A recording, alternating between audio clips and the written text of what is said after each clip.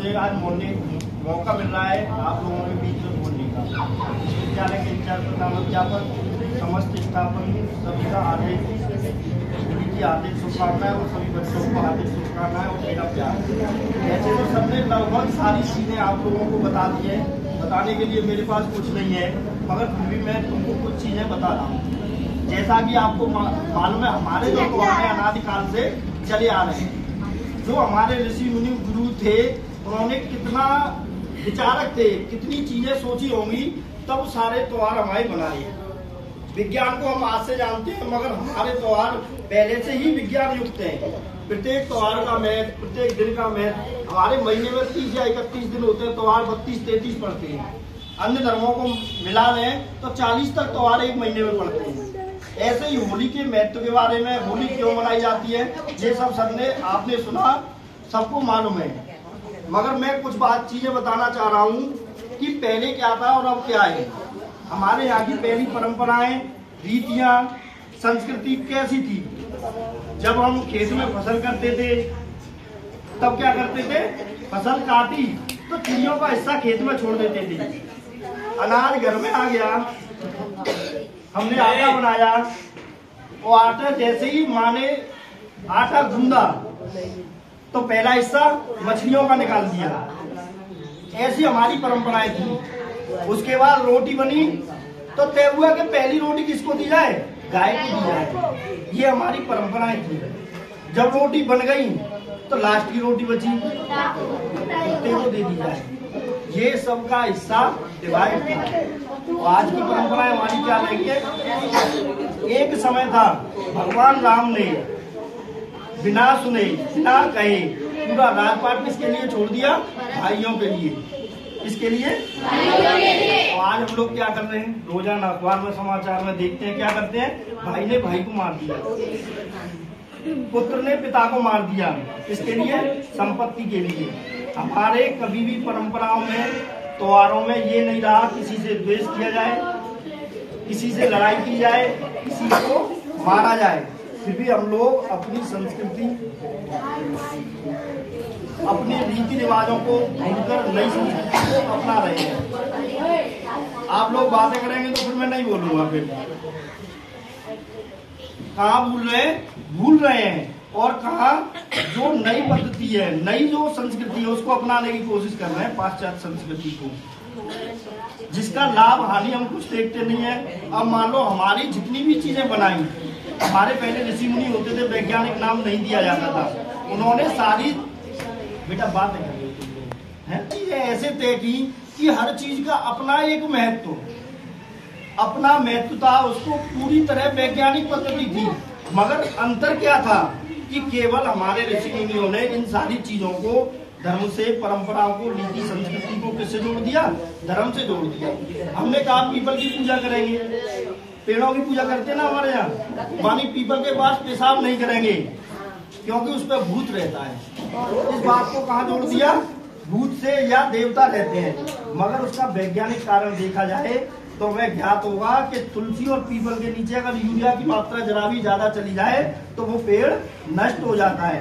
अगर हमने देखा होगा लोगों को क्या है कि थोड़ी सी जगह मिल जाए जहाँ ओटो वहीं टॉयलेट कर लेते हैं। अगर 100 लोग पीपल के पेड़ के नीचे टॉयलेट करें तो क्या होगा, लगभग 2 या महीने में वो पेड़ समाप्त हो जाएगा। इसलिए हमारे ऋषि मुनियों ने क्या कहा कि पीपल के पेड़ के नीचे कोई भी ना तो टॉयलेट करेगा, क्योंकि इस पे देवता रहता है। आपने देखा होगा पीपल क्या है, दिन और रात 24 घंटे क्या देता है, ऑक्सीजन देता है। अब उसको बचाया कैसे जाए, तो एक सिंपल सी बात थी, क्या है कि यहाँ देवताओं का वास है।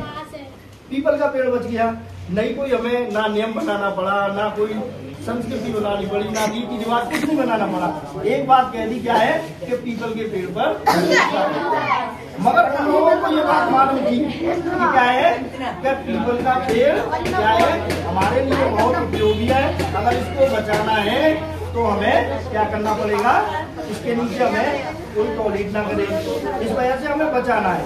ऐसे रीति रिवाज, ऐसे ही हमारे त्योहार हैं। सब त्योहारों का वैज्ञानिक महत्व है।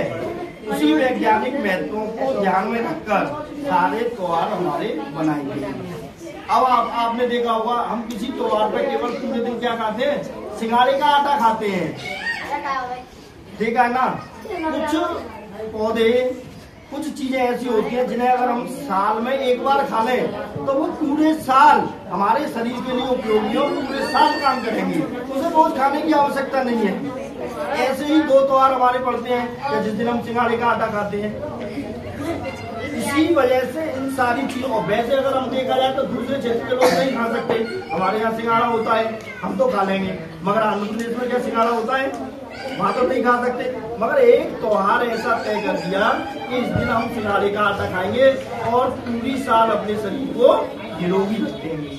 ऐसे ही होली का त्योहार है, तय हुआ होली का त्योहार सबने बताया कि हिरण्यकश्यप थे और प्रहलाद जी थे, वही घटना जुड़ी है, इसका वैज्ञानिक कारण भी है। हमने देखा हो दीपावली पे हम अपने पूरे घर की सफाई करते हैं ना, तो उस समय जब सफाई करते हैं तो उसमें कीड़े, करकट, मकोड़े, वायरस, बैक्टीरिया सारे साफ हो जाते हैं और हमारा घर क्या हो जाता है, स्वच्छ हो जाता है। ऐसे ही होली का त्योहार आता है, एक विशेष प्रकार का वायरस इस समय वातावरण में रहता है। अब उसको अगर मारा जाए तो ना तो सरकार के पास इतनी व्यवस्था है कि इतनी दवाइयाँ छिड़की जाए, इतने प्रत्येक घर में फॉगिंग करी जाए, नहीं मार सकते हम उसको। तो हमारे वैज्ञानिक जो ऋषि थे उन्होंने एक त्योहार बनाया, क्या, होली, कि हम गांव में एक जगह बहुत सारा ईंधन इकट्ठा करके उसे जलाएंगे। जब हम जलाएंगे उसकी तपिश बढ़ेगी तो बैक्टीरिया कहाँ भागेगा, जहाँ घर है उधर भागेगा। तो उन्होंने कहा कि यहाँ से जलने के बाद फिर हम उस आग को कहाँ ले जाएंगे, घर ले जाएंगे, फिर हम उसको अपने घरों में जलाएंगे। जब अपने घरों में जलाएंगे तो वो वायरस धीरे धीरे क्या होगा, नष्ट हो जाएगा और एक विशेष प्रकार की बीमारी जो इस मौसम में हम लोगों को होती है वो नहीं होती। तो ये होली का वैज्ञानिक महत्व है। हमारी सारी चीजें पूजा